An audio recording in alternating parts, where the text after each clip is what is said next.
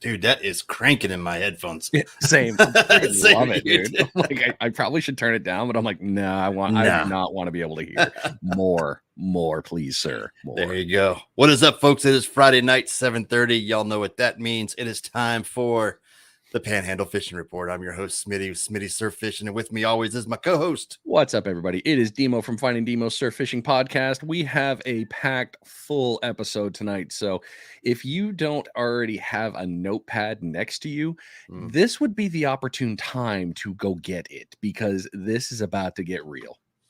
Yeah, go out and find you a stenographer somewhere or whatever that can freehand, fast type, whatever, because it's going to be a good show and you're going to want these notes.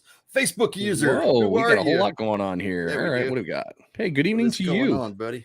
Brett. How are you? The East Coast is here in the house representing. Nice, Tony. Good evening to you. Well, good evening Brad. to you, Mr. Brad. Hello. I was getting tired, but it's time to rage. Absolutely. That's why we put that music on. And that's what Brian and I listen to. So we don't know who you all are here with these little ones. So we're just going to show your comments. So whoever you were, come on over. Yo. Tom, hey, buddy. Good evening. What's up? Deerfield. What is up, fellas? Wow. Wawa? I like Wawa. I wish we had a Wawa up here, dude. Wawa coffee would be awesome. Down here. We're down here. We're in the South. What up, guys? What up to you, Bruce? How you doing up there? Hope you're doing well. Bruce, I like the explanation of your logo there that you did. I was kind of confused at first, but then when you explained it, I was like, oh, it makes total sense. The pompano with the 15, because that was your first pompano at 15 inches. So not a bad first pompano. I will say that. Yep. Dang, you guys are just beating us up here. It is awesome. All right, Dylan. Dude, Dylan, where are you nowadays? I wonder if you're still back. Good to see you, man. Donnie. What is up? Somebody mentioned matching hats. Yeah, that was accidental as usual. Accidental. Yeah.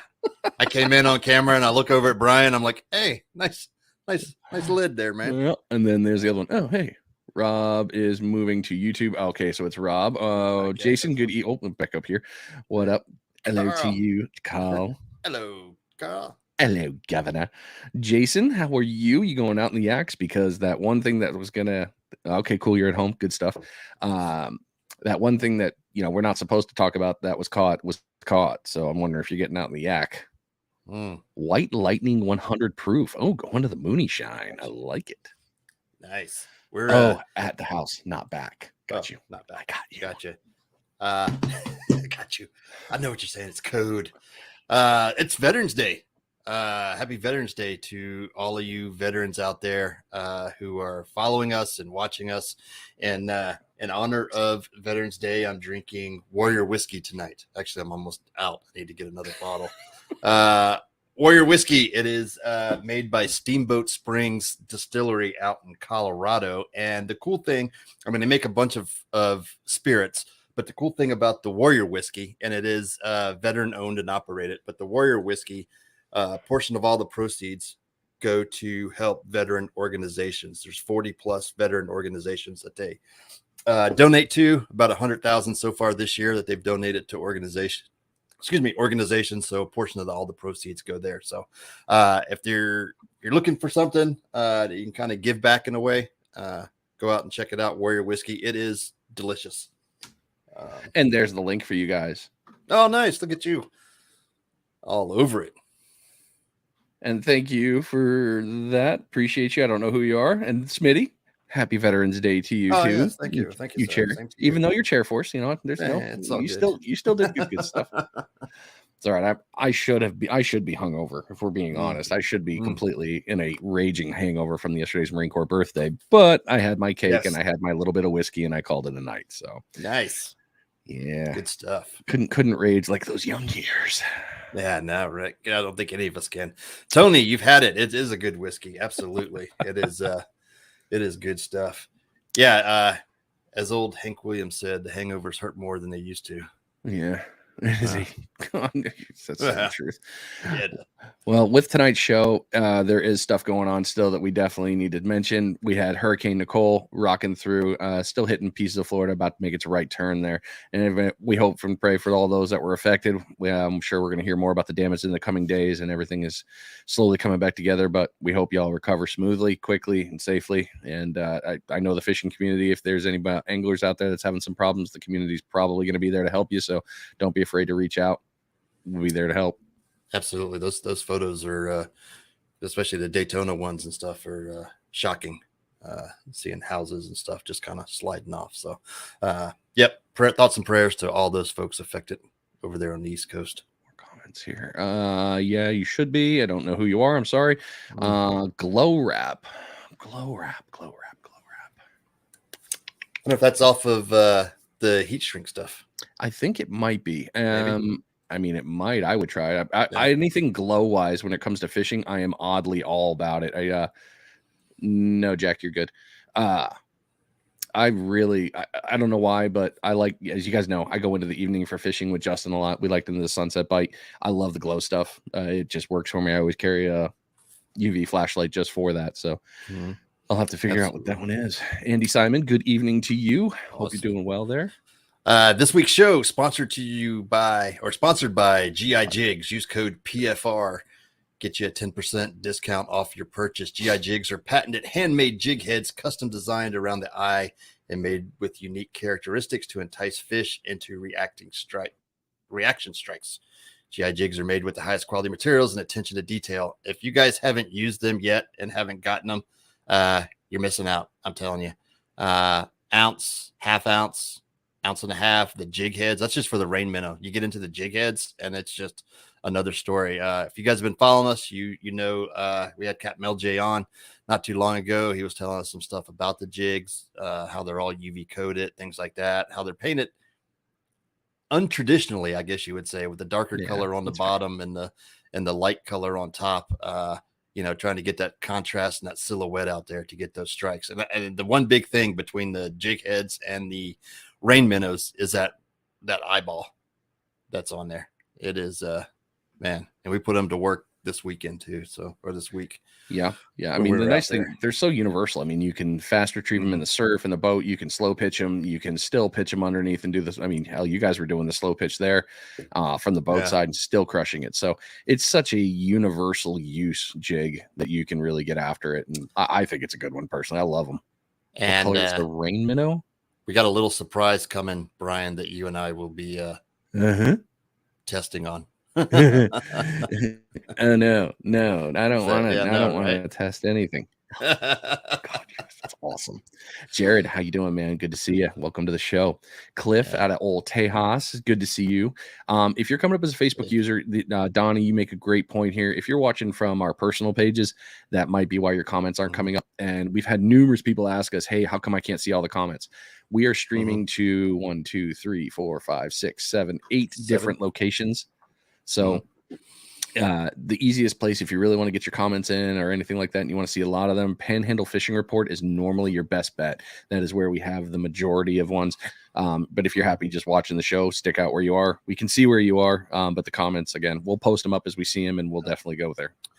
So Tony, he has a variety of rain minnow colors. And you can get them, Half Hitch carries them. Bay Breeze Bait and Tackle out there in Panama City or 38 Destin area. I'm not sure if Gulf Breeze Bait. I don't think Gulf Breeze Bait and Tackle does yet. But I know there's probably some more over there. I'm thinking, forgetting about that are over in the other side of Destin area.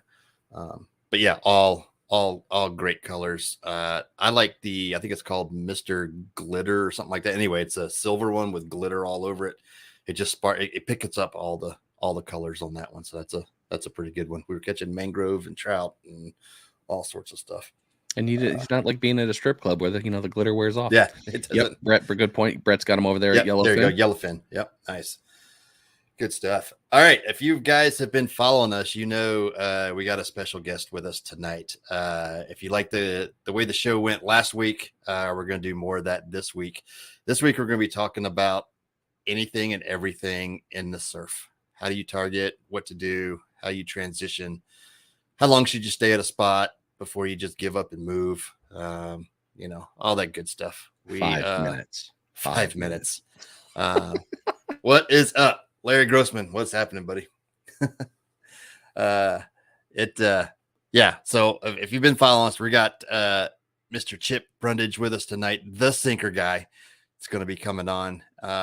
Actually, let's go ahead and bring this down, and we'll just bring him on now. If you guys got questions, we're going to go in. We got a few questions that things we're going to talk about. But if you guys have questions, definitely post them up in the comments. We will get them to Chip. So without further ado, let's bring him on. Chip. What's up? What's going on, buddy? From the Sinker Guy Garage. Yes, sir. Yes, sir.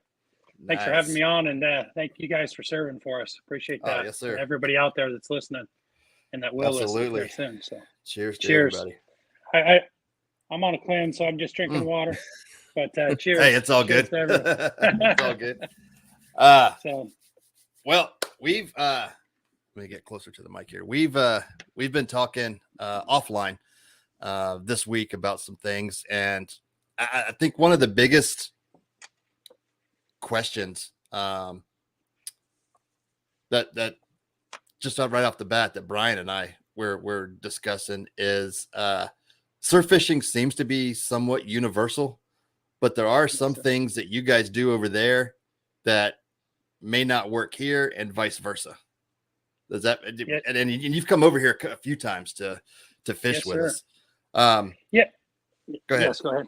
No, keep going. Keep going. No. Is that what you found, or? I have found there's a lot of great similarities, but a lot of differences. Now, pardon my French, but this piece of paper is clear full of why and hows. But the one big thing is here we have a lot more inlets.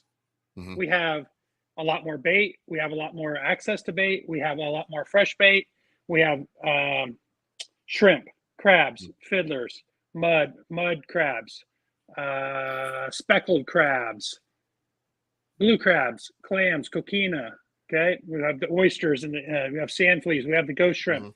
We don't use ghost shrimp over here much because it's hard to it's work, right? Yeah. What the access to the bait over there? What do you got? You got the crabs. You have clams. You have huge sand fleas that most of the small fish can't eat. You still have the speckled trout, speckled. You have shrimp. We have shrimp that spawn and then they shoot out the river system here into our ocean ways, and then they sit on the ocean, out in the ocean for us. So that's one of the big things for us is we have so much fresh bait. Where over there you don't have as much fresh bait. You have more things that swim. You have more of the small fish creatures than we do over here. We have the mud minnow, we have the mullet, and we don't have all the other pins because we're farther away here in Jacksonville from the Gulf Stream, so we don't have all that.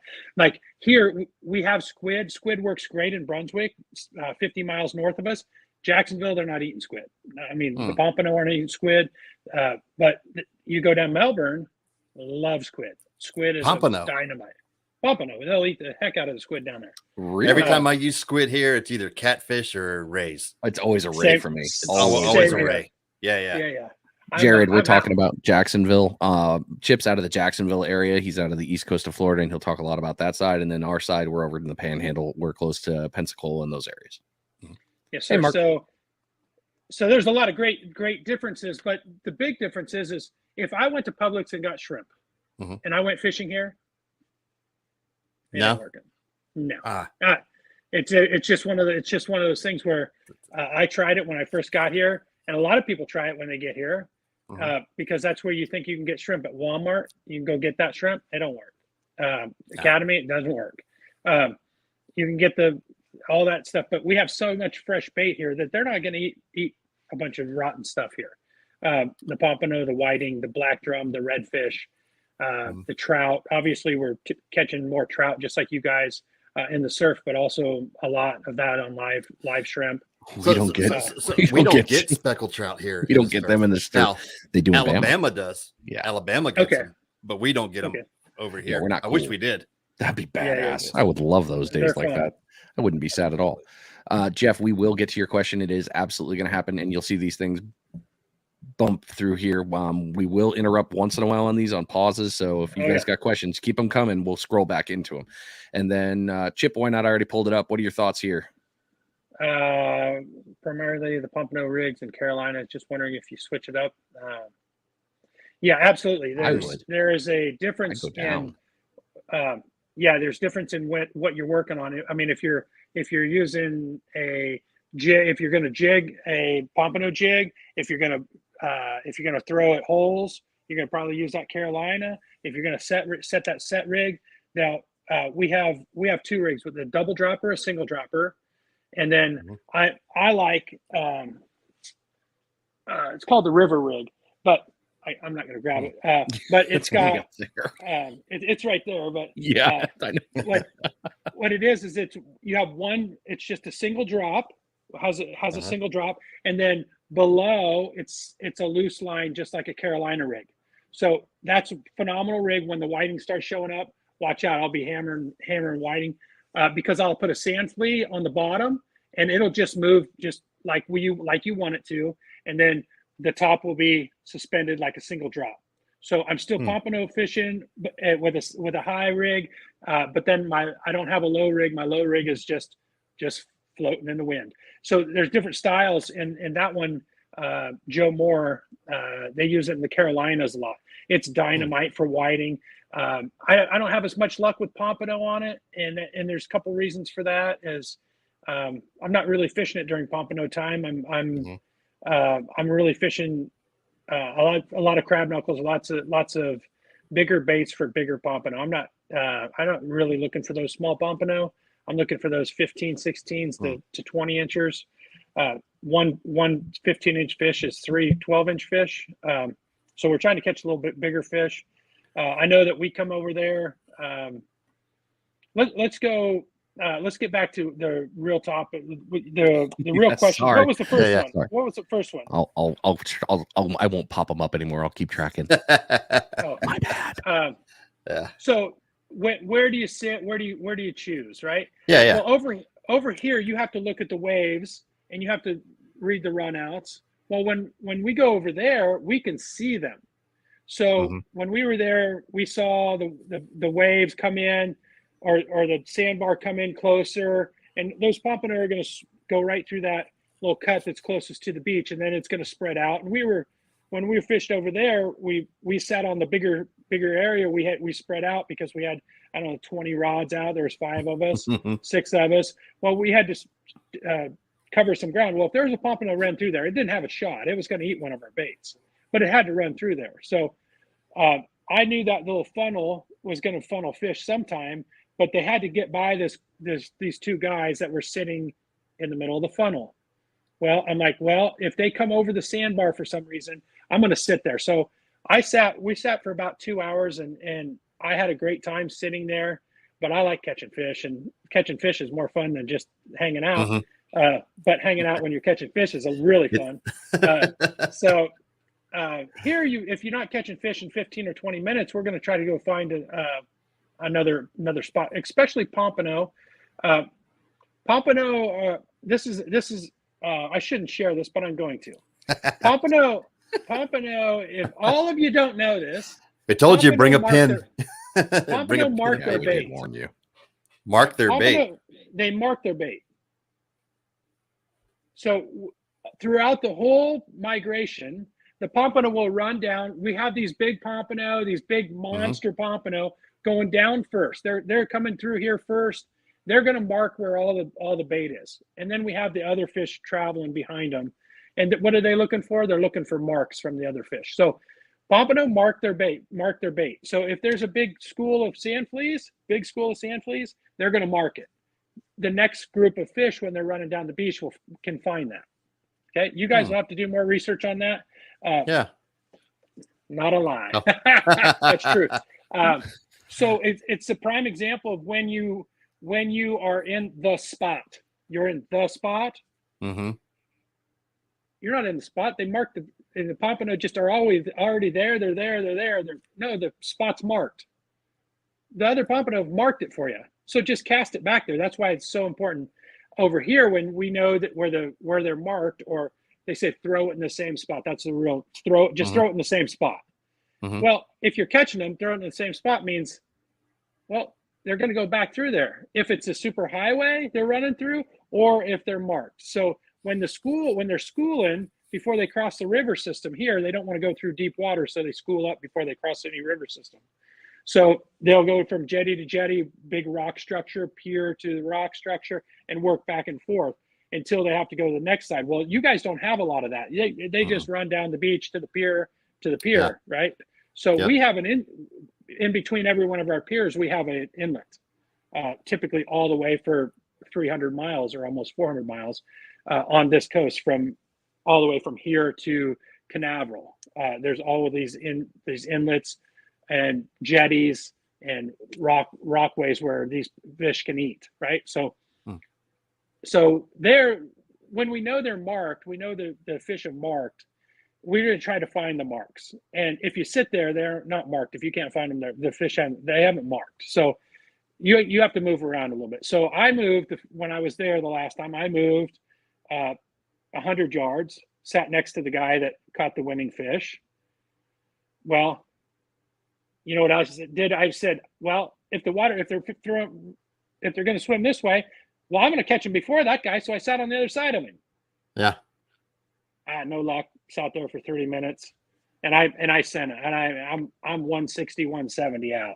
I mean, I'm on the other side of the bar, and yeah, I'm not. I was everywhere, and just trying to find where I could just find the fish, because I could see here. Here you can't see it. You just have to feel it. There you can see where the run out. You can see the super highway. You can see the water, the happy water. Yeah. Well, down on my left-hand side, I saw dark water. I don't know what that is. It's like you don't ever see anything that clear like over here. So I went and I said, I don't know what that is. But it's something better than sitting right here for 30 minutes. So could be a deep hole. Well, I thought it was. I really did. I thought it was a big deep hole. I didn't know. Yeah. Well, we start fishing it. First cast, there was a little backside little hole. Whoop, 120, 130 out. Rod holder, boom, fish on. Nice.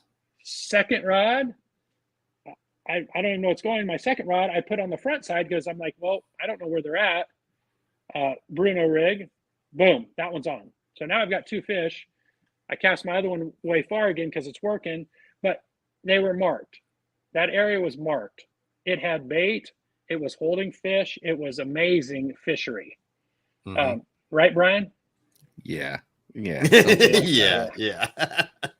So it's see, the marking part of that whole conversation is aggravating, because all I remember was that one section, 4 rods. That's all it could take. In those 4 little rods right there was the hot spot. If you went one left, you were out. You went one right, you were out. You maybe got an errant one that was like, I got lost on the trail. You went 2 and 3, 2 and 4. You were done. You were not catching. It was that one sector and that one sector only. Yeah, and I apologize for not telling you before that, Brian. Why would you apologize? Yeah, I feel so bad about that, Brian. I mean, if anybody gets the apology, reeling in fish. Yeah. See, that's where it was. No, the only person that gets the apology is poor Justin, because he's here now too. Oh, yeah. You know, losing his permit and somebody else catching his permit. Yeah. With his rig, but Justin, he got his rig. You made my life, man. You made my life. I mean, thank you for fishing a pink float. I brought these on just for you today, pink and white, just for you, man. I love you. I only fish these when it gets a little colder, but I was able to. If you guys didn't know, Justin wrote a heck of a story on catching his and releasing his first permit onto my line. But you guys can go look at his story. It was awesome. But the real question is what were we catching them on? And so that was the next story is, we know shrimp works. We know clams don't really work over there, right? No. Right. Not really, right? No. But there's coquina clams in the surf. They might be plentiful. They might eat too much of it. We know where we were at. There was crabs. Must have been crabs in the general vicinity. There was a lot of bait. there was enough food there, but that is what we were using. That was on fire. The shrimp wasn't really working right when we got there. It started to work later after we put it in the right spot. They knew where the food was. So Dustin was able to pull in some permit. Barry got himself one. I got myself one. We had a great picture, and everybody got into catching a bunch of fish that day. But the marking now, Brian, you understand where it's not necessarily a hole, but when you hit that spot, it was money. It was on. And so that being said, is what were we throwing? And that was the next thing. Is I was throwing naked morticians, which is just a bare hook with crab knuckle, and then wrong place. Where am I at? Which is the mortician rig. Shameless plug. There you go. But hey, it's all good, man. And then I moved all my stuff today. And we will get to your questions, everybody. Keep them coming. We did. And then the Bruno rig. The Bruno rig has a new package, but the orange and yellow with the crab knuckle. And I always doubted this rig when I went over there, because everybody makes a fluorocarbon rig, right? And they fish big floats, and I'll get to that too. But watching live, that's one of our local it's one of our favorite places right down the street. Well, good evening to Stripes. Hey, y'all. I need to go. I need to go there next time. Yeah, next time you come in, we need to go to that one. That's one we haven't hit yet with you. Or if you guys need a space to stay, Blue Chair Beach House. That's that's the real thing right there. So anyway, I'm in. All right. So the Bruno rig has got small floats. It's got a 2-aught hook. It's 25-pound mono. No, you can't catch fish over there. That's what my own thought. Dad and I went there last year. We just hammered whiting, caught a bunch of pompano, and I'm like, well, maybe it doesn't matter. And then, and I love all the rig makers who make the great rigs, but for me, we don't have to have fluorocarbon over here. Now, there are some people that say you need to have fluorocarbon. And I'm gonna give another shameless little plug. We used to make everything with the polymer. Throw it out the door. The guy can't respond to a message. You're out. Don't even buy stuff. I remember that conversation. Right. Yeah, get out of here, man. Tried to help him out, and then he can't respond to a message. Hey, I love that cup too. I just drank out of it today. But I've been using this Vanish Easy Cast. Holds a little bit better. It's a little thicker. I use 20. Okay, so all of my recent catches have been on the 20-pound of the Easy Cast. You can get it at Walmart. You can. We'll have it in house also, but I'm not. We won't have it for a while. We'll have it because guess what? You bought them all. I use it.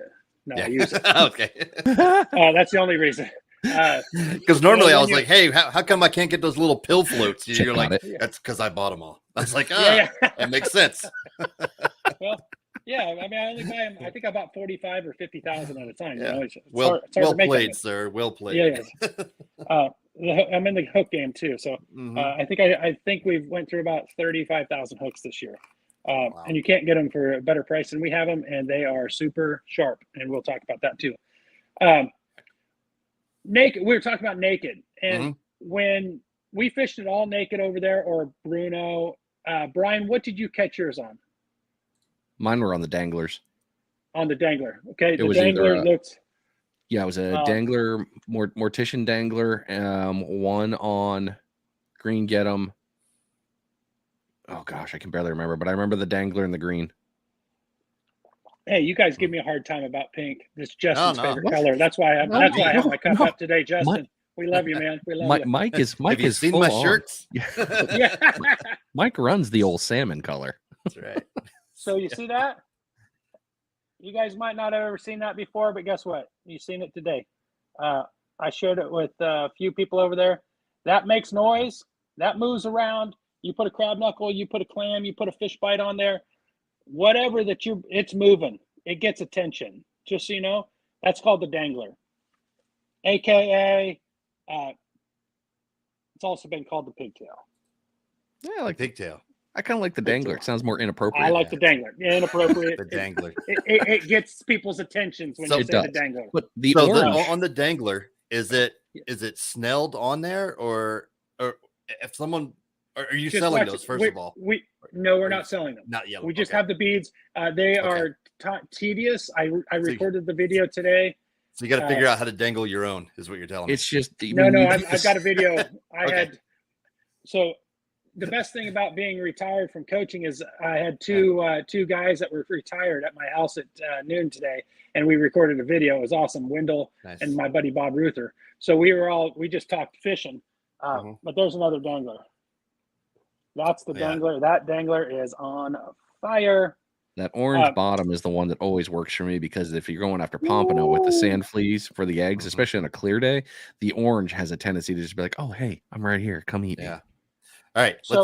Let's take a break real quick while you're right there. And there's one more. Just a little bit different. The green. So nice. Yeah. We're going to come back with why pills, why big floats. Absolutely. All right. So, Brian, have you been writing down the questions? I got it in the scroll. I'm good here. So we'll start right from the top. So, Jeff, we already got you on that one. Running through. Hi, Bambi. Hope you're doing well upstairs. Tony asked, and this was backing up when we were talking about that rig. Where is the weight being held on that other rig? And that was on the river rig. On the river rig. It's held mid. So it's actually one line. You tie a hook on this end, you tie a hook on this end, and you make two drops. One halfway down, you're going to make an overhand knot, and that goes to the top. And then the bottom, you make a overhand knot, and the sinker goes on the overhand knot. I'll show it. Next question. No problem. Andy, this one I saw, I was going to message you, but when you wanted to do fish finder rigs, a sinker would be best for keeping it rolling around. My opinion is a bank sinker. That's going to keep you rolling a lot better than like a cannonball, or, I mean, you could use a cannonball. Frog tongue's going to hold. That's just my personal opinion, but I would go with a bank. Mike? I prefer just a round egg sinker if I'm throwing a fish finder rig. Okay. Toss it out there, but if I'm using a fish finder rig, typically I'm in close for whiting is when I'll throw that. Maybe occasionally I'll throw a bigger fish finder out there, but it's going to have a bigger piece of cut bait on it, and it's probably going to have a 4-ounce sinker guy Sputnik on there as well when I sling it out there, because I'm looking for a big drum. No, that's true. Yeah, you're running that one. That was that one. Let's see here. Is there a way to artificially mark your bait? Ooh. I mean, yes, but I'm not sharing that secret. Love you. I limited out with pompano in 13 minutes the other day. Yeah, I remember that. First one. That's all I got to tell you. Yeah. Oh, here you are, Tony. Oh, go ahead. Real quick. There's the one that's hanging, and the sinker goes on this one here, and Joe doesn't put any. This is all 20-pound fluorocarbon, and then the sinker goes here. Go with the left one on the bottom. Let's see if I can. So this one just hangs. Nope, wrong one. And then this one just floats around down the bottom. Oh, there we go. Screw it. Yeah. See, this one's floating around on the bottom. Yeah. So this one's just floating. The sinker's sitting on the bottom. This is just hanging around, doing its thing. It's just moving around. Sinker's held right down here. And then I just have one hanging from up top. Nice. So that's called the river rig. Really popular for whiting. If you find the whiting, put it on. Try it. It's super easy. It's literally tie a hook on each end, drop it halfway down between the two, tie a double overhand knot. Boom. You put a figure 8 there if you wanted, but it's a double overhand, and then make a double overhand at the bottom halfway for your weight. You can put for your sinker. I always slip a swivel on it, because if not, it tangles up. You catch your first catfish, you just threw your $5 away, but don't make them yourself. They're not $5. Go ahead. Aaron, hopefully that helps. What's the best way to find holes? My personal answer is watch the waves. Yeah, absolutely. There's a lot of videos out there on YouTube on how to read the beach, basically, and how to find holes and things like that. But you're really going to look for up here. You're just looking for the darker water because it stays pretty much clear. Darker water and no wave breaks. It typically will show you a hole. Berto, good evening to you. Go ahead. Oh, sorry. When you're over here, what we see over here is you don't see the blue water. What you see is the water's flat, and then it rises when the water rises, there's the hole. I mean, that's the deepest part of the beach at that point. So the water is coming over the sandbar, and then it rises. You would think it would be less. It's got more water, so it's got to rise. So right there is the deepest spot. That's on that. I call that the super highway. I'm telling you, that's my favorite place to fish. Fish run through the super highway, baby. Absolutely. Werner, good evening to you. Happy Veterans Day. Justin, he also uses mono, makes no difference in the surf. There you go. Uh-oh. Where are you? There we go. Okay, another one. Travis Flowers. Sorry, am I messing you fishing. up? Or? No, no, your scroll doesn't mess with mine. The clicking we're fighting over the click mark. Gotcha. Was fishing in Fort Walton last week. Nothing biting at all. One blackfin tuna, one redfish, one palm caught. Nice. And blues. I'm glad to hear the blues are still here. We're going to get to the pier stuff here towards the end of the show, but there's you really need to be out there right now for a specific reason. Tony, Justin, you're about to start a big debate. Does fluorocarbon really matter? And we can plug that one. Let's do that. Let's play with that game. Go ahead. If fluorocarbon was see-through, why don't we use 80-pound all the time? Because it's done point.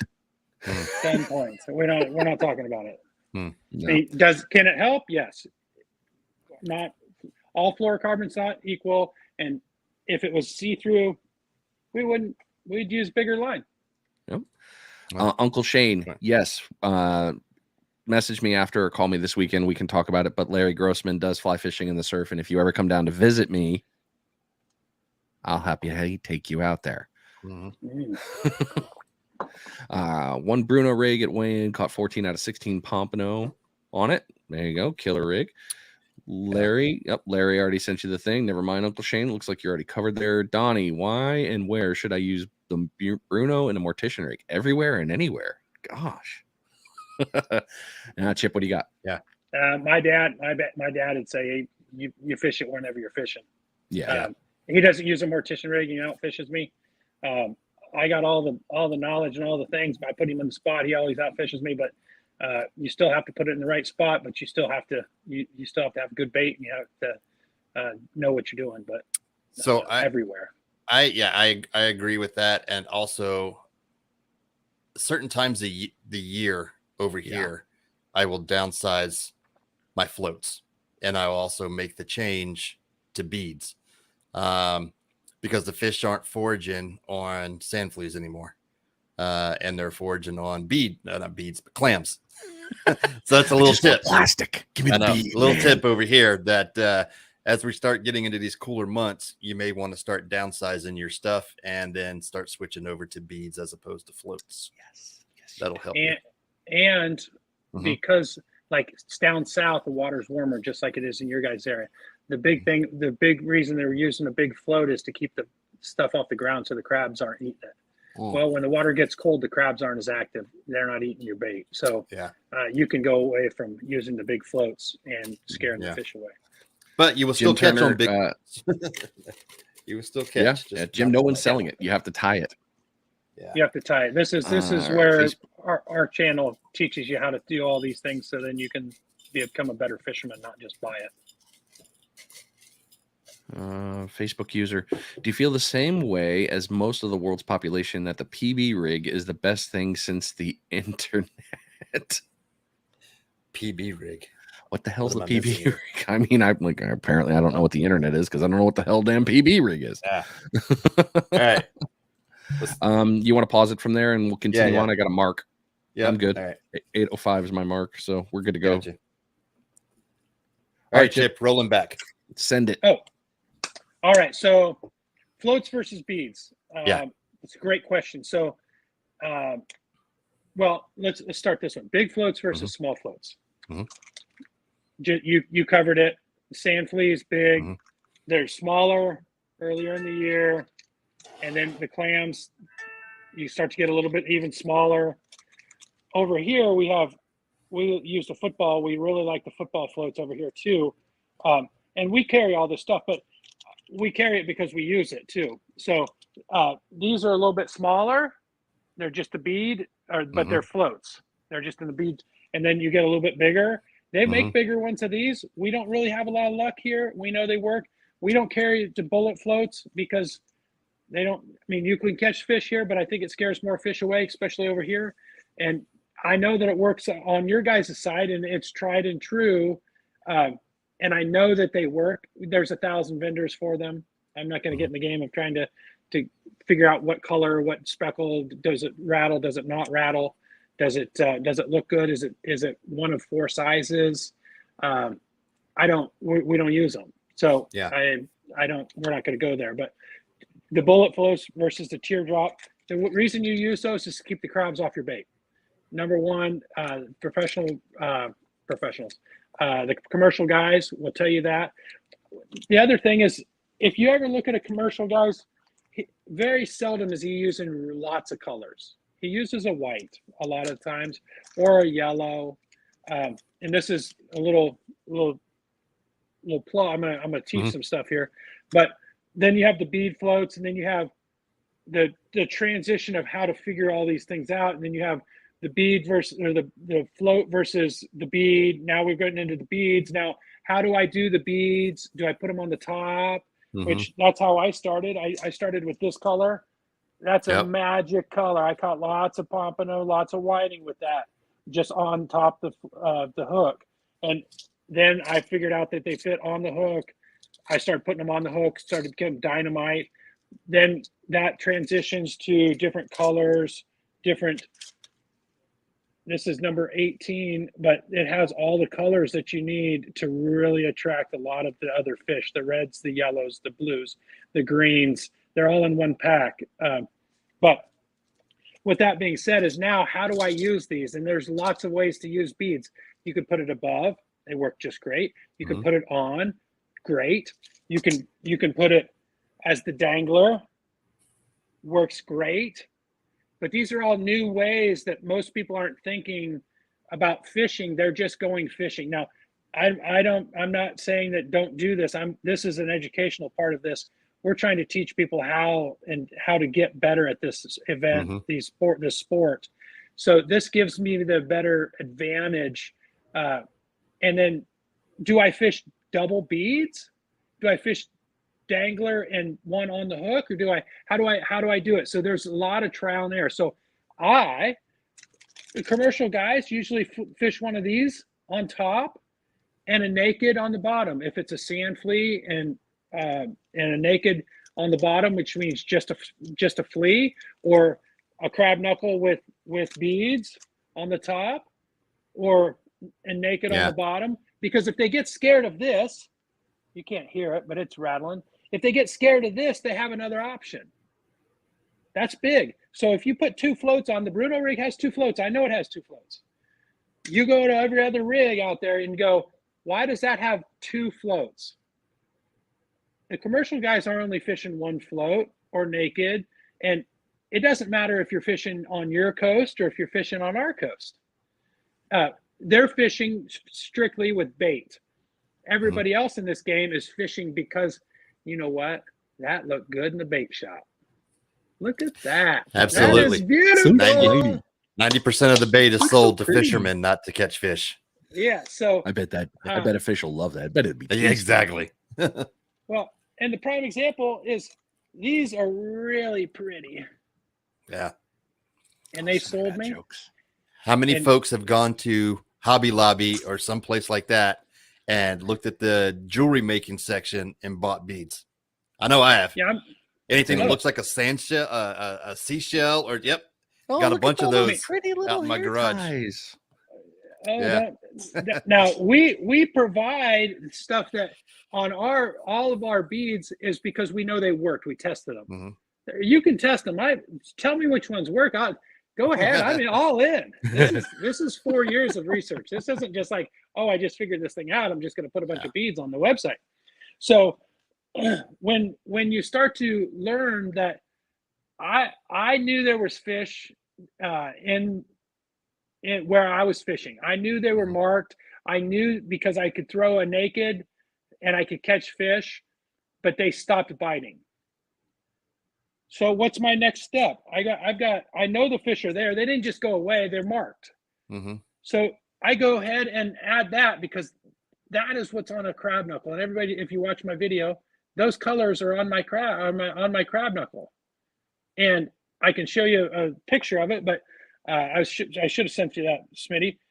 But the big thing is why do I choose that color? It's because it exists in the world of fishing, and most people won't look at it and just evaluate what's in the surf and what's out there. And let me see if I can find it. It's very simple. I guess this was a long time ago. I've been catching a lot of fish since then. But if you look at that, look at the orange and blue on that crab knuckle. There's little specks of blue, and then there's a white in there. And that didn't just happen. That is just research on what my bait looks like. Because there's a little spot of orange, there's a little spot of blue that blue just happens to match, which is amazing. I mean, did I luck out to find that? Absolutely, I did. But it matches. And so there's some things that you have to do in your own research to figure out what works, what doesn't work. But I don't want to make this thing hard. I just want you to be more thinking about things. Now, can you just buy one rig, go out, fish it, have luck? Absolutely. We all know. And that was part of my process of where we go here is when we buy a rig, when you're first new, you buy a rig, you try it. Did it work or did it not work?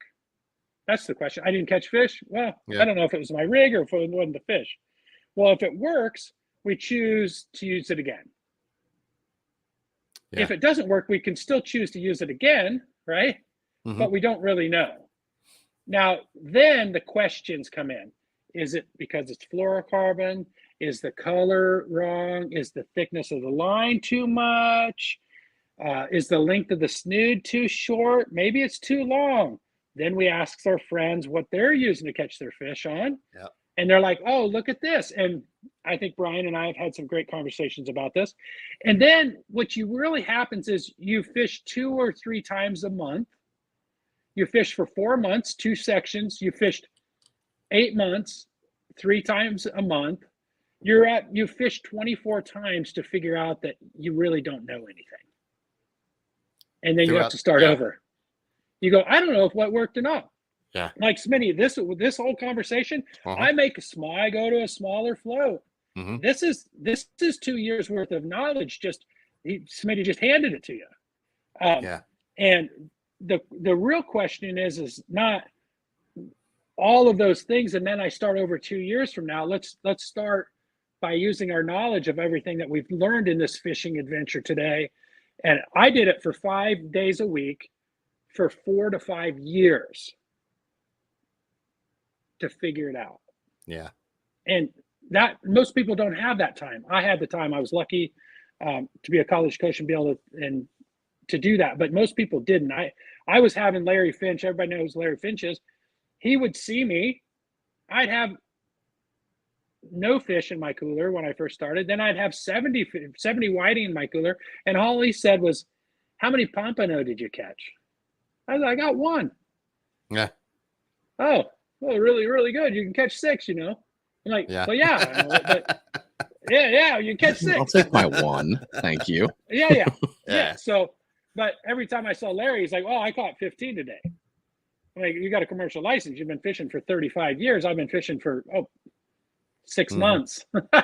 So, and no one would share with us. So we're sharing. We're open book because it's so easy, but so hard to just do it.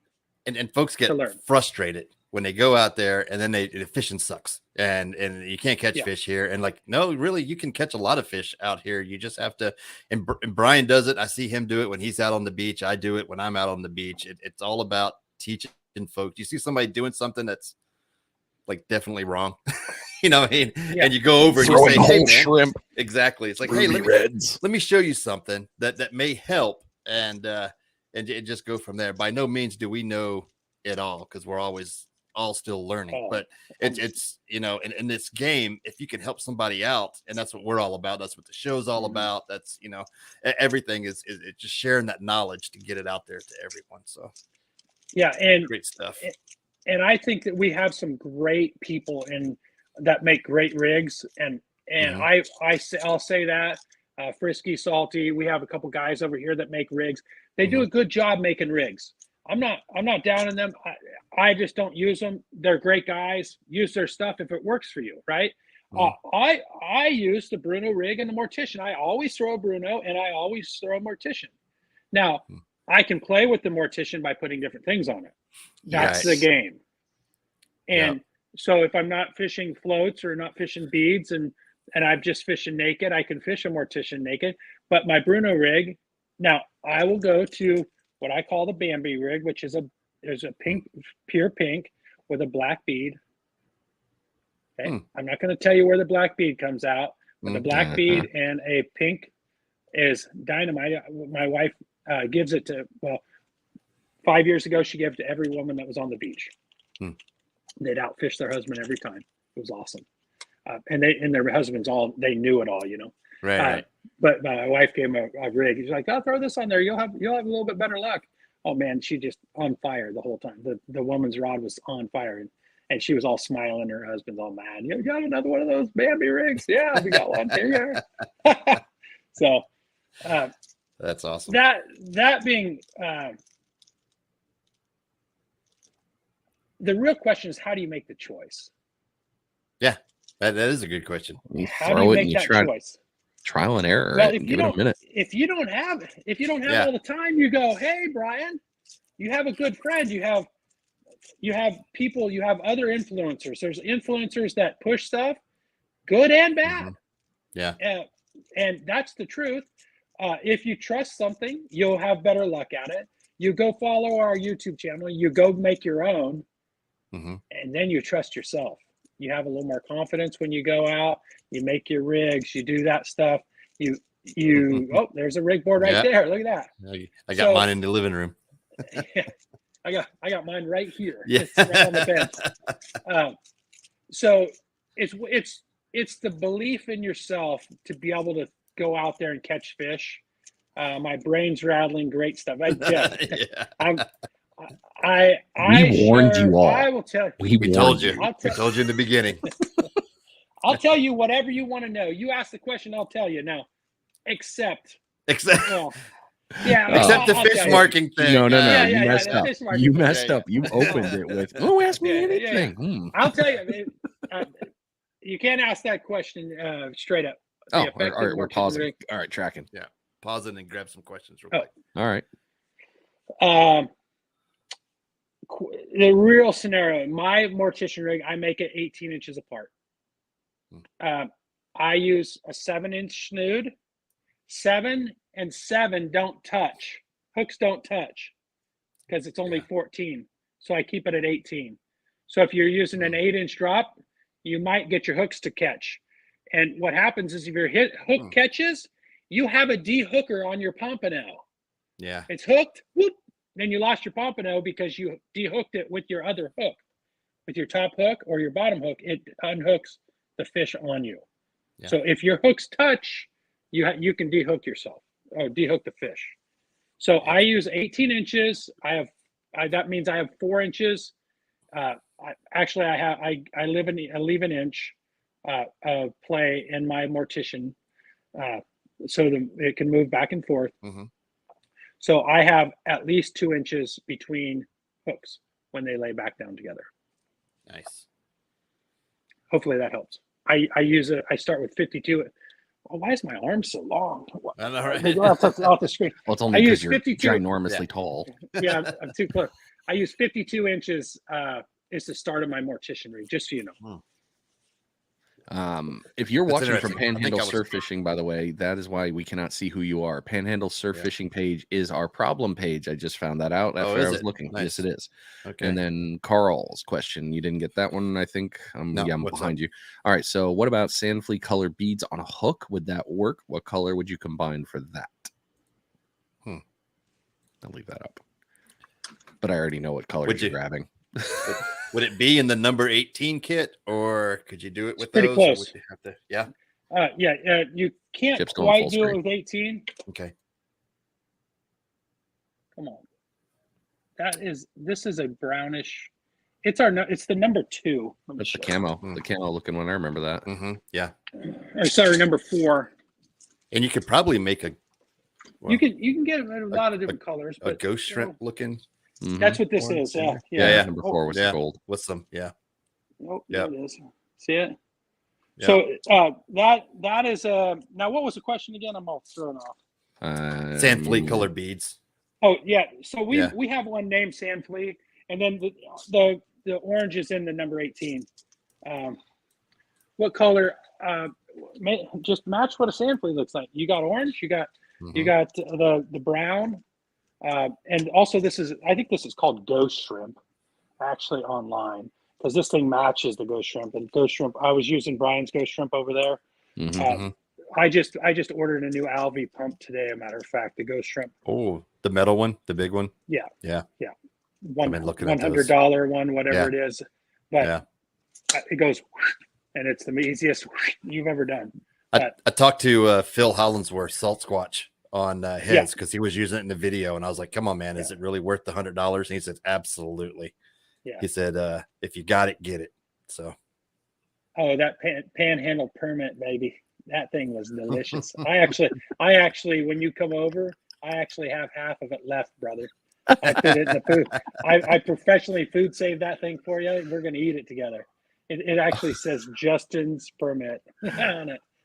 Michael, you would actually make a lot of money when you can find them. Yeah. But yeah. I mean, if they don't get covered up, they'll get covered up quick. But, yeah, they will. Well, however, if you're a diver, I got another that venture one, for you. We'll talk to you later, I know Michael. what that is. Hey, Michael, I want to say this. It is really hard to throw a Sputnik off with the Mortician rig because you're using 40-pound main. Yep. Use 25-pound or 20-pound fluorocarbon. Buy my sinkers. I love it. Every time Larry Finch's video plays where he uses 15-pound fluorocarbon, I think there's a direct deposit of $100 out of everybody's account into mine who watched it. Because if you have a hard rod, heavy rod, and you try to throw 15-pound fluorocarbon, it snaps, and my sinker goes. And you go. I even feel bad on the light whiting rigs that I use is 12 to 10, and I have to put a 2-ounce. That's the only time I use the 2-ounce Sputnik on for anything. Otherwise, it's 4 ounces for everything. But in rougher conditions, when I really need it to sit out there, I'll throw a 2-ounce Sinker Guy Sputnik on there and kind of lightly overhand cast it on my over the bar 10, and it works good. And go ahead, Brian. Sorry. The piece with throwing those things, I mean, the nice thing with the Mortician is you don't have to, I mean, you can get out there and throw a 30-40 pound mono 5-6, you can up that thing to a monster one. Your snoods, you can change it all day. I mean, if you want to use a 10-pound snood, it's going to hold up just fine. If you're getting beat up by toothy creatures, you can throw another snood on of 30-pound. The thing is so universal. Every day you can just go basically snip it off, throw another one on, and you're tying into your snoods. You can tie a ton of snoods fast. It doesn't take very long, and leaving them naked just gets you even more set up for success. You can do the whole set of snoods with dangler setups if you want. Right there. Exactly. I mean, you just walk with that. That's what's in my bag. And then I've got my beads and I've got my floats. And if I need to move stuff on there, I do it right there. So the Mortician rig is really simple for that method. But if you're overthinking it and you're like, oh, I got to do this, you don't. I mean, you can use whatever you want, like you said. But if you're looking for universal, quick, changing, ever evolving in the surf, it's a damn good rig for it. Yeah. Hey, look at that. It's naked. That distance, when you put it around, keeps it off the main. If you make a little bitty one, it gets tangled up. You make it an inch long, it stays off your main. I don't know why all the offshore guys aren't using the Mortician rig. I did. Wild. I dropped it for Mingos, and I dropped it for some other things off on some of the wrecks. And the commercial guys are going to start using it more too. After that's something that you and I were talking about. You heard commercials are starting to. Yeah. You save your weights. You save all your stuff. It's amazing. It's the Mortician. If you guys ever met me, I'm a big guy. The Mortician makes me look little. He's got big paws. He's actually a mortician. He's got huge monster hands. Oh, he's a huge man. He's a huge man. His shoulders as wide as he is tall, I think. He's a big dude. Yeah, awesome guy. Well, we're caught up on questions now. It looks like we got everything there. So nice. Where are we rolling now? Where are we at? What you got new coming out? This one. Because we're going to share this. We're rolling for an hour. That thing. So this will be up at the end of the weekend. This has the ability to. It has a drill bit on one side, and these will retail at $6, pretty cheap. Oh, wow. It has a little. Oh, where's my? Over. There you go. There you go. It has a hook, and it's actually got. This is mine. It has a. Maybe I put it on my forehead. You can see it. Nope. But it has a hook on it. It's just for crochet. It's a crochet hook. But I pulled the crochet hook, the little flapper off. Yeah. What I do is when I'm making rigs, especially, and this is for everybody that has trouble seeing and has bought a pill float. Yeah. And trying to weave it on there. Look at that. Boom. Ooh. And now all of a sudden, all you have to do is hook it and slide it on, and it's already on, and boom. Now I'm. Oh, that didn't work.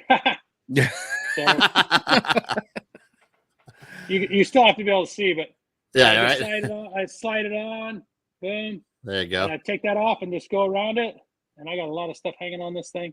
Go around it, and now I've already got my everything on. Boom. Look at that. How quick that was. I didn't even have to look. I mean, really. Yeah. But these will be $6, $5.99 on the Sync guy. That's awesome. One thing. I think a lot of us. We have one more pompano.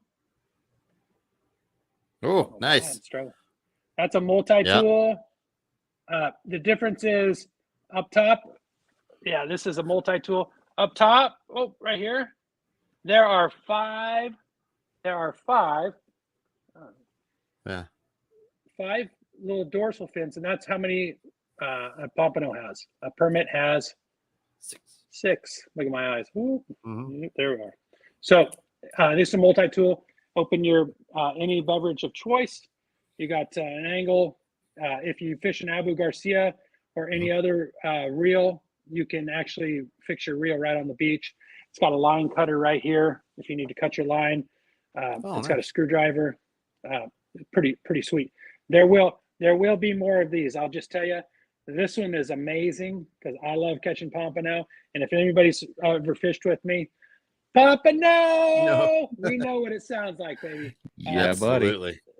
And that's and we scream it when we catching them because everybody should know that there's pompano in the surf. But we don't. We should have a flag. We just start screaming. And if you ever fish with me, you get two things. You get the pompano, and the other one's the big bear. If you that's me screaming at the pelicans, just out of random, because I don't like them in my line. Everybody's like, "Whoa, what happened?" Right, Brian? Yep. That's Barry's favorite. That's Barry's favorite. The big bear comes out. Get up, pelican! Get up! Get out of here! You got some good comments after that, man. People got some minds blown. Justin, I don't know who's whispering. I think I've been muting my mic. Hopefully, you're not hearing me in the background doing my brain loss there. Whole setup shock leader, 10 turns. Oh wow. Oh, are you using conventional or are you using spinning or spinner there? That's a good question. Hey, Travis, I use PC funds too. I like them. I'll be the first one to say they're not bad reels. Yeah, Carl, Jack just ordered one too. Oh, did he? Yeah. Nice. The flame? No, not the carbon. Oh, the carbon. Carbon. No. It's a little green one. I forget the name of it. That's the Viper. Viper. There you go. Viper. That's what he got. God, I know their reels. I should know them. Now It's like this. It's a good whiting stays in his pocket. It is. It's a great reel. Barry, one of the best things to see. Chip, yes, it is. It is going to be. And you heard when's it going on the website? It'll probably go up tomorrow. Oh, don't wake up in the morning and go there. Pier Talk, we will get on the Pier Talk for sure. And it's Cliff. Yes, Cliff, you are. That's right. Because you're on Panhandle Surf Fishing. I saw you. That you're the one how I figured out that Panhandle Surf Fishing is not reading through the names proper at all. Gotcha. And switch from Shimano. Good stuff there. And Rob's on that side as well. Yeah, we'll have to take that Good off. stuff. Okay, so where are we at here? We got those ones. So we got the new equipment. We've got a crap ton of knowledge that you all have been drinking. I hope everybody was writing. Writing down. I can rewatch it too. I'm sure your brain's just kind of all over the place right now with all of that just got dropped. It's funny. I just call this Monday when I'm talking to Chip. Right. I know. Just start writing. Just start writing. Yeah. There's a lot more stuff. I just if we had more time, I would share more. But we can go for 3 hours. Well, that just means we got to bring you back on again sometime. Well, we would love it, man. We love sharing secrets and tricks, and I will tell you that. Well, one thing before. Send it. This is going to be this is a pro tip. If you're not having a lot of luck with 2 floats, take one off. Leave one on the top. One on the bottom doesn't really matter. If you take the one on the top off, you're not going to have any more success or less success. But if you remove the one on the bottom, you'll have more success versus or the same success. But if you have one on top, it's going to be the indicator. The fish will see it. If you're using one of these, if you're using a big bullet float, you're using and fish the bottom side naked, see what you got. And naked can mean fish bite, and or fish gum, whatever that you choose. But naked doesn't mean it has to be just fresh bait, just its thing, and that makes a big difference sometimes where it just less is more. You can catch more. So be able to switch it up. Be willing to switch it up. Put an orange on the top instead of an orange on the bottom, like I told my dad with the Bruno rig. Put it on the top. The yellow's hot right now in the surf. In the spring, I use the multicolors, white, yellows, white, pinks, solids right now. That's my little tidbit of information that will help people make some determinations. And with the floats beads, play with the top, don't play with the bottom. That didn't sound very good. No, I didn't, but we know what you meant. Phrasing. Michael, this comment right here, I mean, this one really embodies it right here. I wasn't catching anything. Toothy Critter took the bottom float and hook, sent it back out with a float and it worked. That's the biggest piece of this fishing is adjust on the fly. I mean, you have to be able to do that. I am one that I'll admit it. I've said it in my podcast. I've said it on other ones. Tony's seen it. A lot of times I fish with a notebook. If I'm not using a notebook, I've got my notes going on my phone. So I know what rod won, where it went, what's on it, what float, what this, all those pieces. And I've gotten a little bit better at it, but keeping copious notes like that for a journal for yourself, especially if you're going to get into this so heavily, so much, and you want to get better, notes are only going to help you. That's all it's going to do. So take notes, get better on that, move this off, take that one on the fly, just have at it, man. Yeah, it's funny when you see Brian and he's sitting there after he baits up, he goes pink and white top, crab, sand flea, and he's talking into his phone. He goes to the next rod. Okay, this, and he's sitting there recording everything. But you're right. Yeah, it does nothing but pay off later. So knowing which you and I'm still not good at fishing, which is crap. Chip froze. Oh, there he is. So how about now? I start with a sand flea on the top, clam on the bottom, and I find out what's working. And I don't use sand fleas. Most of you know that. I don't use sand fleas. I have sand fleas. I can catch them. Just not very good with it. I was always hooking all the way through the flea. I need to do a video on how to actually hook a flea. Your bite ratio goes up about 90%. I learned this from Spencer Brogdon. If you hook it all the way through, they eat the bait. If you hook it just through the shell, you 90% hookup ratio, better. But I always put a sand flea fish bite on the top, a clam on the bottom, and then I'm fishing. And then I will join it with fresh bait, shrimp on the Bruno rig. I don't fish a lot of shrimp because I hate catfish and I hate stingrays. They waste my time. I don't eat them. So I would eat a sail cat, but I'm not eating. That's not what I'm targeting. Right. But with that being said, that's where I start. That's where I always start. And then double, naked, crab knuckles, baby. Let's go. There you go. Fast, easier on the beach. You know, the knucks work. So hell yeah, they do. Crab knuckles are awesome. No complaint ever on that one. What do we want to do here? We've got only a couple more questions, or do we need to push? Yeah, just, let's push. I got a couple questions, but Barry, you brought up a point. Keep a log of wind, water conditions, wave height, all that stuff. There's an app out there called Fishing Points. That'll log. There's a lot of good ones out there, but that one will log. If you log a catch, it'll save all that data for you on the day when you get out there. Again, there's lots of apps that do that, but Fishing Points is one that definitely you just have to remember to log your catch. That's what that's the hardest part for me is remembering to go back and do that.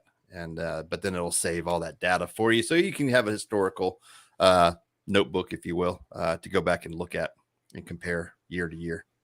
Mm-hmm. And Travis, to answer your question, that would be https://thesinkerguy.com. Oh, yep. Justin, don't talk. We don't talk about the Oracle. We don't talk about Bruno, and we don't talk about the Oracle. Yeah. The Oracle put us on those fish. Yeah. We just had to find them. Amazing every time. Yeah. Amazing. Amelia Island bait and tackle. Nice. That app is great. Yeah. Fishing Points is a pretty good one. Get your weather forecast, see what else is going on, and then it'll save all that stuff for you. Get Chip's bait thread, magic thread, and its stick.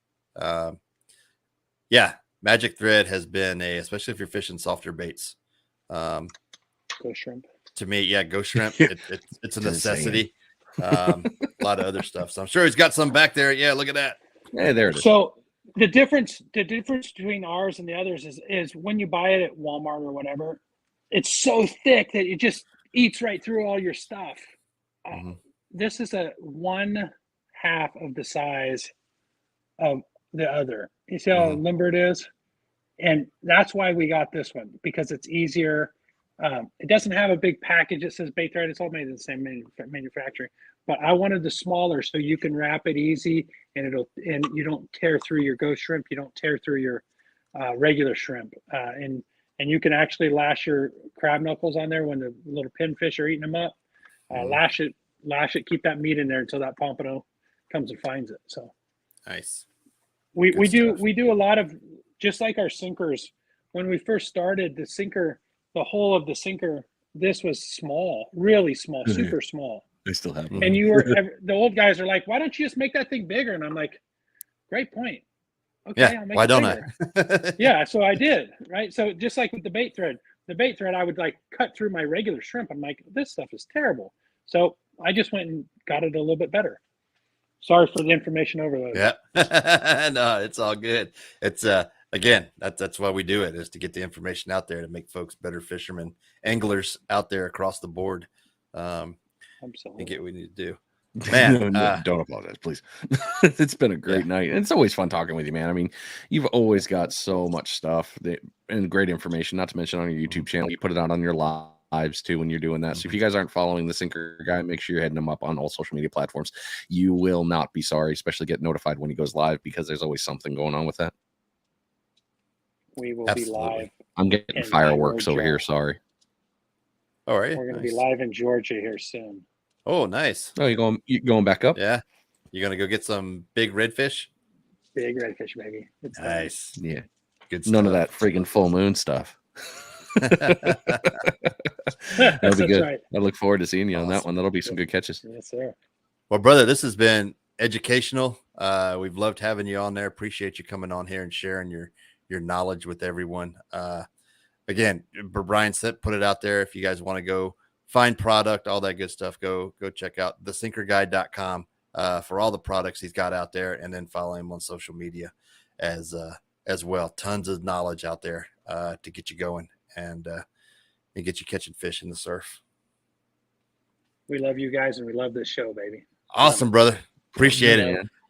We'll be. My wife and I love watching it on Friday night, baby. I'd love to hear it, man. Awesome. We'll be in touch, brother. Appreciate you coming on tonight. Stay safe over there. Later. You got it. See you, Chip. Great show. I know. A lot of knowledge. That was a ton of great stuff, dude. And everybody, all of a sudden, everybody's like, "You guys suck. Keep them on." No, we still have stuff we have to celebrate too. We got a lot of catches to talk about. We still have the Panhandle scroll to go through. We still have all of that fun. So, let's go ahead and jump into this one. Let's talk the week of fishing. So you've gone out. You have been getting some. What you got? Yeah, we went out. We went a couple times this week after watching Jack Moran's thing on sheephead fishing. We were like, we got to go catch some sheephead. So we linked up with Beach Buzz. If you guys aren't following his channel, that's another good informative channel. But we went out. It's still a little too warm. Water temperature was like 76. We went right about where Jack Moran was in his video. He went left. No, he went right. We went left. Should have gone the other way. But it's just that wasn't a good day. And then you, me, and Justin Reed got out. If you guys haven't seen that video, Justin Reed fishing, we went out and had a great day out in the bay, Pensacola Bay, running around catching fish. GI jig was on fire. Light tackle was on fire. We caught redfish, mangrove snapper, white trout. It was just a good day of catching. A lot of pinfish though too. Good God, there's a lot of pinfish out there. They weren't the great white pins either. It was just the jerk ones that want to say, "Oh, thanks for your shrimp. Have a great day, sir. Have a great day." Absolutely. And then some monster catfish. We came up on an area where there was a lot of bait popping in the area, and we were throwing jigs. Justin was throwing his X-Wraps on top as Rapala there, and hooked into something that we thought was going to be a nice bluefish or a nice Spanish. Ended up being a monster sail cat. Still a fun fight, still fun to catch. I didn't want it on the boat, so Justin did a great job of not getting the slime everywhere and releasing. But like I said, if you haven't checked out that video, he's got it out there for everybody to go see. And then snapper weekend this weekend, 3-day weekend. So today, I know there was some stuff caught. I know we went out and had a quick weather window, went out and caught a couple keepers, and then the wind blew us back in.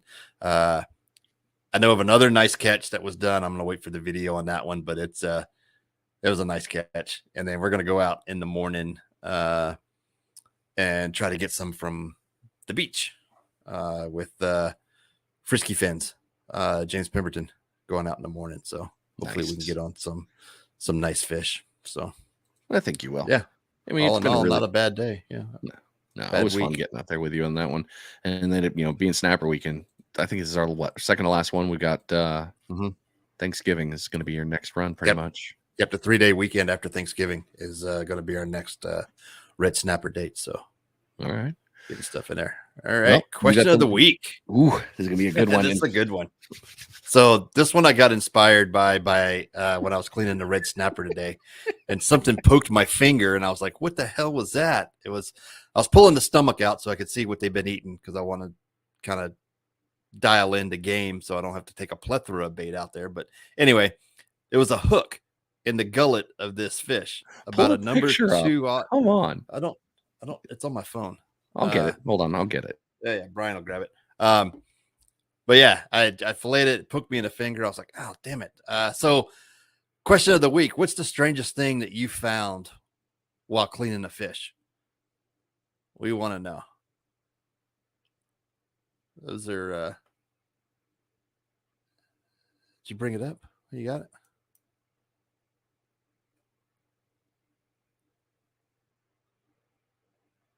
What's happening here? What we got going on? Trying to bring it up. Oh, here he goes. Yeah, so there it is. There's that. I muted my mic. Yeah. I was like, what happened? That little guy right there. Signal. So the eye of the hook was gone, but the hook was still in there. And that was just sitting in there in the belly of the fish. So one fish had a big chunk of cut bait that he had munched on. So nice. And then the other fish had an empty stomach, but that hook was in there. So yeah, those are gonna be good tomorrow night. We're gonna have cook those up tomorrow night. Oh, somebody caught a mirror lure in a red drum. What? Very nice. Caught a red drum and it had a mirror lure. Like, was the mirror lure in the stomach or was it still hooked on the fish? I'd like to know that one. That'd be pretty cool. I don't know if Carl, Justin put it in his video. Oh, go ahead. 2 hooks in the mouth of a Spanish I caught. He didn't learn his lesson the first time. No. They get hungry, man. They do. Yeah. I ended up using some throw up from one of our catches on when we were out with Smitty. I rehooked it and threw it right back out. Sure enough, caught another fish. The damn pinfish. Still caught one. Okra cook. No, in its belly. Oh, so wow. So red drum took that thing down, and then you were cleaning it stuff. That's awesome. I mean, it's amazing what those things eat. With a 2-pound speckled trout stuck in its throat. Yeah, that's I had a nice crappie on one time, and I was bringing it up to the boat, and the mouth of the bass that was coming up to eat that crappie, I can only imagine like 10 plus pounds probably. Because the crappie was pretty big. I mean, he was like this, and that bass, that mouth came open, and he was just coming up after that thing. Yeah, that a 2-pound speck stuck in the throat. I could see that happening. Was it already filleted? Just wondering. The speckled trout. Good stuff. Yeah, you find some weird things. If you, I don't know how many people do this. I know a lot of people do, but like when you do get a catch, the first thing I do is gut it to see what they've been eating on, and to see like I want to see the stomach content, so it helps me the next time I go out. Yeah, I mean that's like the anatomy piece is so big. I mean, the toothy critters you're catching, you're catching other fish in there and you're going to find in there. But, the pompano, I want to know, are you eating coquinas? Are you eating crabs? I mean, crab knuckles is one of my favorite things to find, where I'll find a piece of crab in there. Maybe I'll find a small ghost shrimp. But that piece, well, you're already there. You've already cut it. Figure it out, because it's just free intel. I mean, you're going to go back out. Don't miss out on that one free opportunity. Absolutely. I'm scrolling back up because somebody said they had a 6-ounce sinker in there too. Yeah, it's Andy. It was Andy. They were egg sinkers. Yep, there's Tom. Yeah. There you go. It's weird how they just eat those. I don't know what happened. The rest of the line just kind of disappeared. So strange. I was a little slow on that one. Now I get it. Apparently. All right, let's move into our fishing report, everybody. So this fishing report has been brought to you by Rogue Reels Fishing. Use code ROGUE15. That's ROGUE15 to save 15% on your order. Rogue Reels is making quality hand-tied fishing leaders with the Smitty rig at 20-foot, 500-pound class deployment shark leader, and the Demo rig, a HD double drop rig. Go check them out at Rogue Reels Fishing. That's reels with a Z.com, and you can get yourself all set up through there. All right, Smitty, you got it for the offshore. What you got? Offshore report. It has been slow. The wind coming in has made things pretty slow. It's still getting a good bonita and Spanish bite in close. That's about the only thing that's going. Once this wind dies down, I'm sure we're going to get back out there and get some more stuff happening on the offshore bite. But offshore right now with the strong wind, I mean, tomorrow is supposed to be rough, and then Monday into Tuesday is going to be bad. Tuesday into Wednesday should clear up a little bit. Light winds. We'll get that when we hit the weather here in just a second. Or did we skip that? No, when we get to the weather here in just a second, it's going to be rough for a majority of the week. We will get a small break, but offshore has been kind of tough. I always hate it when I hear the offshore's rough. I don't know why it bothers me, but it does. All right, going into the inshore, the mangrove bite is still good. We are seeing them. We caught them, and they are still here. We were catching them on shrimp. We were catching them on a few different things, but get after it there. But live bait will be key. Definitely get yourself still set up with live bait. Whether you're using minnows, small pinfish, live shrimp, all of that works out really well. Red bite is starting to pick up. We were catching them around the flats. I went out with E6 inshore fishing. We went and did a tournament, and we were catching them right in the grass flats. You got to throw it in there and be tight. Be very, very tight with your fishing, but you can get them on that one. Pensacola Bay, I wouldn't be surprised. We start seeing some really good ones here real soon. Lots of reports coming out of bulls over in Destin and Choctawhatchee Bay, so keep rolling that. It is still warm for Sheepshead. We were just talking about that, but they are starting to move. If you were, I would recommend going back to last week's episode with Jack Moran. Get the intel that he was sharing. to get yourself set up for success for the sheepies. They are coming. We know the weather's going to keep going, but keep an eye on that water temperature. That is going to be key. Absolutely. Oh yeah, I got it all. Yeah, your turn. You got it. Surf report. Believe it or not, we have June grass blooms going on right now. That green, slimy, nasty stuff that comes in the summer, we got it right now. The water temp was down to 71. We were out there today in the bay. So it's still kind of warm for this time of year, but I can't believe it's pretty much got the surf fishing shut down. However, you can still find pockets of clean water up close, and majority of your areas are going to be closer to the pass where you have moving water coming in and out. That's going to be your cleaner water happening in there. But there are fishable spots. You just got to get out there and find them. And out in the piers have been very quiet lately for some reason. I don't know why, but the main story about a pier is bait. Get out there, load up on the freezer with the cigar minnows, small brew runners, jacks. Okaloosa Pier has been holding most of the schools. Navarre Pier has been reporting fish that we will not talk about because I do not wish to die. So you can go ahead and do your own research and figure that out, what they're having. Yeah, just say that one. But the piers are starting to heat up pretty well. So head on out there, get yourself set up. Either be targeting a specific species or have a couple rods ready. I don't think you were going to want to go out there for an anything catch right now. I think you're going to want to be specific on your targeting. Yeah, absolutely. But I definitely would go out there and load up on bait. Cigar minnows around Okaloosa. We went out there Thursday, and we caught probably about 24 or so in about an hour. Our sabikis were a little big. We were using a larger size. I think if we had some smaller, probably number 8s or smaller, we'd have done pretty good. But the bait is so thick down there. I mean, yeah, you get out there and load up your freezer right now. That's the time to go out and do it. In reality, this is the perfect time anyway because winter's coming. Oh, I can't believe. Right. Yes, a Game of Thrones pun. Yes. All right. Come on now, share my screen. Actual weather report. Chrome tab. Here we go. Weather.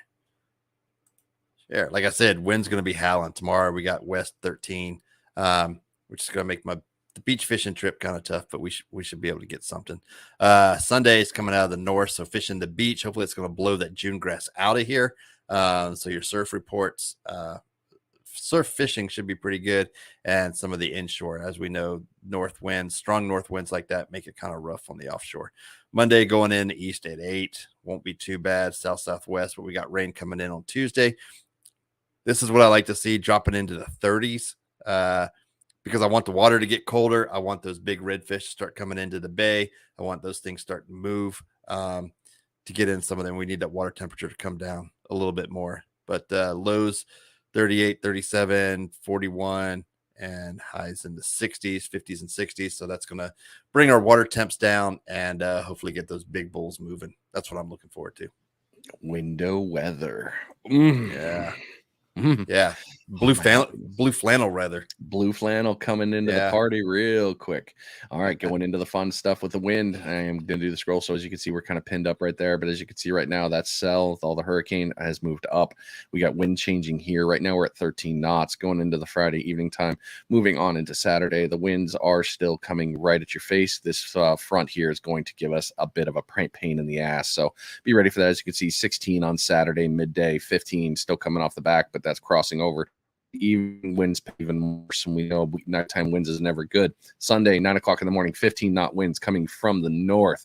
You can cast it a country mile, and that's good times. Except it's not, because you've got a whole bunch of other things you're going to have to contend with. So Monday, switching in, and as you can see, it calms down a little bit there. But again, keep in mind, look at these weather cells. That's one thing I love about windy coming out on the big one. You get the idea of how the wind's moving, where they're shifting, where they're going. So this cell is going to play havoc in some not fun things into next week. So be ready for that. That's the one big piece with that. And then backing it up here into the waves, back to here. There we go. Running. This marks a couple miles offshore, not too far. But as you can see, 3 footers, 2 footers, 4 second spacing. That's not too bad. But if you were looking at getting out on the kayak this weekend, yeah, I wouldn't personally, but that's just me. I err on the side of caution. 3-footers, 4-footers increasing on Sunday, and then we're going to get that north wind, and that's going to do a nice little punch down, but don't expect much. As you see, we're only losing a couple of bit there. So again, weekend weather, high winds. So be ready for that and just be cautious when you're going out. You don't want to be stuck into a bad situation there. Yeah, absolutely. Do it smartly. We want everybody to return back with us next week to enjoy the show. Andy sent you a question. Yeah, I saw that. I was getting ready to pull some up. So I fish a couple different things, Andy, if I'm targeting redfish. One, Donnie, I see answered down here. Check out Rogue Reel's drum rig. That's an awesome setup. Yeah, both of those. Or the longest cast or fishing rig for red drum. I also tie a fish finder rig, like I said earlier in the show, with a sliding sinker mount on there, and I put a 4-ounce sinker guy Sputnik down there and a 5 to 7/0 hook for big piece of cut bait.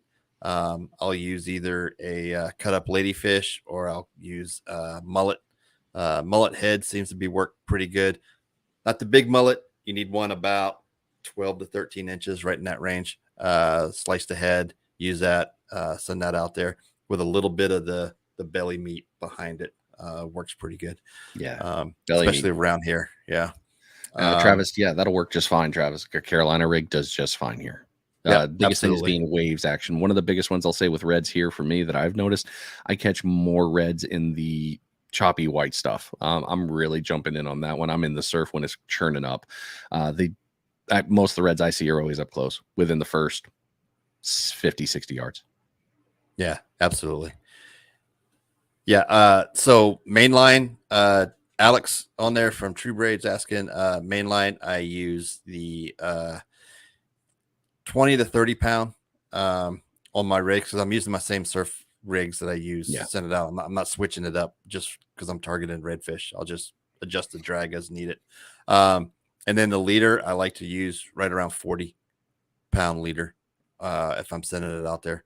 I do have some other stuff that's made up like a single drop on 50 pound leader, and it has a big cutlass float. It's about that tall.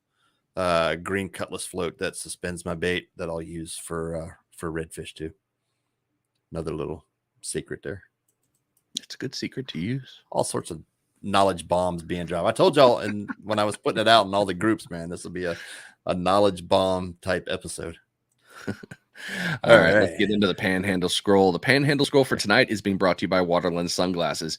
Use code SSF for 15% off at Waterland Sunglasses. Smitty talks about them every time. He loves them. So let's see that scroll, sir. Let me see what you got. I don't have much this week. There is big news coming November 15th for those in the Gulf of Mexico. Lane snapper season will be closed. Cerrado? Yeah, right. Commercial and recreational harvest of lane snapper in the Gulf of Mexico federal waters will close at 12:01. Commercial and recreational harvest reopen January 1st. Snapper Gulf of Mexico federal waters, so beyond 9 miles. So if you get them within 9 miles, you're good. I mean, I'm not going out that far. No recreational commercial fishing may keep or lane snapper after 12:01 on November 15th during the commercial and recreational closure. It just says federal waters, so. Oh, hang on. I thought federal prohibited or prevention Gulf lane snapper also applies to state waters as well. Okay. Anyway, so no more lane snapper. They did this last year too, and close that. They did this last year, and they ended up reversing it like right after they came out with it. Big sheephead catch. I know we were saying it's too warm yet, but over in Mobile, Philip here, he got him a nice bag limit of and it looks like a black drum too, of sheepies and a nice redfish in the kayak. Looks like using fiddler crabs for bait, getting out there on the kayak and tearing them up. Looks like he also uses some blue crab out there. So and this is another good group, Average Joe Gulf Coast Fishing. Yeah, out there. And this one for you slow pitch guys, I saw this one today and I was like, Dude, that looks pretty good. It's 120 gram slow jig combo, white pearl, and look at that octopus assist hook. That's pretty smart. Yeah, that looks pretty good. I mean, if you're gonna have all that fabric there, you might as well throw something on that's gonna be. I know, right? An extra bit. Absolutely. Great looking jig there. So go check them out. Slow pitch jigging, man, it's just it's a lot of fun. I enjoy it. Not as detailed as Jack, but Jack loves it. But I just like getting out there, and it keeps the stuff going. What did Rob Foster have to say? I've been making a 200-pound mono red rig for Brian Curlett, which might be coming to the website this year. Oh, nice. And Brian's been killing the reds over there. He's been after it. Yeah. Cutlass float? Yes. Oh, are you asking what a cutlass float is, Alex? It's the big, like, pearl-shaped one. I guess is the best way to describe it. Like the cutlass sword. You got the heart, you got the arch, and then the flat, and then the open on the bottom. I was looking to see if I had one sitting here, but I don't. Let me see here. Anyway. As usual, my computer did its normal jackassery. So nice. Jordan, as usual, getting on the fishies because Jordan just gets on the fish. That's what he does. So if you're not following Jordan, you're missing out. He's definitely been getting some really good ones lately. Where we are. Let's see if we can just get away with it that way tonight. Bon Secours. If you guys haven't taken a look at this, he's got a tournament coming up here pretty soon, actually, if you're interested. But he's been having some fun. Got out there with some 15-pound true braid, and he just got into the Alberto knot, which I actually had to look up, which is kind of cool. But I love that one. I on everything. I recognize this combo because I have this combo. So great little nice little specky there. Never a bad day to catch speckies. Love little trouts. Sean, that is, I mean, he's got his arms out, but in reality, that's a good size whiting. I mean, that is not a tiny whiting. I'm sorry. I was looking at some. Oh no, that's a nice. No, one. You're good. You're good. Where am I? I was bringing up the cutlass float so I can show it. Okay. It kind of looks like that. That's a teardrop, but a cutlass would be more cuts flat off right and wider. There. Yeah. Luckiest angler getting out some with his. Now, this is something Chip was talking about, and I'm about 90% sure. I think he's still in the green room watching. I can't tell. Oh, no, he's not. Okay. So when Chip was talking about this, one of the things that I do, and I don't know if you do, Mike, when I hook my sand flea, I get just a tip. I'm gonna say it. Just the tip out of the shell. I leave the barb still in the body, and that is for a couple of reasons. One, when I throw it, it's not going to fly off on me, but it's holding it in position. And when they hook on, we know that they crunch down. It's going to crunch, and he's going to grab it in his lip. That's been working for me for a while. I just don't rip them off as much when I do that hook setup. That's just me. Where are you? Oh, congratulations out to somebody. Come on, Bun. Yeah, Bun. 300. Yeah. Congratulations, Bun. I had a couple of your posts up. For some reason, they're not saved in this file, and I don't know why, but congratulations on making it 300 followers. Bun, if you guys haven't followed it, Bun is a flounder ninja, extraordinaire, amazing angler. And if you haven't been to any of his wonderful poke bowl places, you're missing out because it's delicious. Yeah. It may be good stuff. Taking you over here for a second. So if you're in Florida, or anyway, actually it's just the internet, Fresh from Florida, they do recipes all the time. And I have got a couple that I've got coming up, but I mean, spinach stuffed flounder, which I was like, well, that's kind of a jerk move considering I can't catch flounder right now. But yeah, I know. Season's closed, by the way. Yep, it's still closed. Sorry, everybody. But a great recipe right here to go ahead and get going. But they break it all the way down on how to help you do it. They got the videos and all that one. And for all of you loving all the crustaceans, also known as lobster, here you go. A little bit of spiny lobster, tomato mac and cheese. I mean, Thanksgiving is coming up, and that could count for Thanksgiving, in my opinion.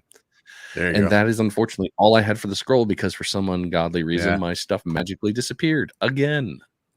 Well, it's been a overall slow week of fishing. There was I don't know if you're talking about that. What was caught on in the VARP here? I'm not talking about it. No. No. I've got enough targets on my back. I don't need another one. Gotcha. We won't talk about that. But if you're following social media, you saw what was caught. Yeah. Anyway. And if you scroll through the comments, you'll see that Donnie may have made a comment, and Donnie can take it. I don't need it. Awesome. Well, that was, like we said at the very beginning, get your notepads ready because there was going to be a lot of knowledge dropped on this one, and it definitely did not disappoint. Next week, we're going to have Mr. Tony Fagioni from Fish Gum with us talking about the whole runt rod craze. I said it so many times, I've incorporated it into my charters now that if you don't have a runt rod with you out there on the beach to catch whiting and target whiting while you're pompano fishing, you are definitely missing out. And not only that, it'll force you. Well, you know what? We're gonna talk about that next week. I don't want to go any more into that, but it's going to force you to do some things that you wouldn't normally do. So we'll talk about all of those next week as we get in there. So we can't wait to have Tony on here. It's going to be cool. All right, that was good. That was a good show. It was. Donnie, don't worry. Frank already took care of it. Frank's here local. He just put the target on his back. I'm good. You're good. You did just say sushi. You're safe. Yeah. Hey, everybody, it's been great seeing you. Don't forget to share this out. This always every week. Same show, same time. All the good stuff that's going to be happening. If you liked this setup, the way we're doing this, please send us a message. Let us know if this format's working for you or how you'd like for us to do it. If you're interested in sponsoring the show, reach out to Mike and I. We will happily talk to you about sponsorship opportunities. We are going to be expanding quite a few things on that. Stay tuned for more on that. But other than that, it's been damn good seeing you guys. Look forward to seeing you Absolutely. Next week. Absolutely. Appreciate everybody sticking around. Until next week. Crank it up. There we go. Wake Brad up if he's still on. All right, folks. Till next week. We'll see you later.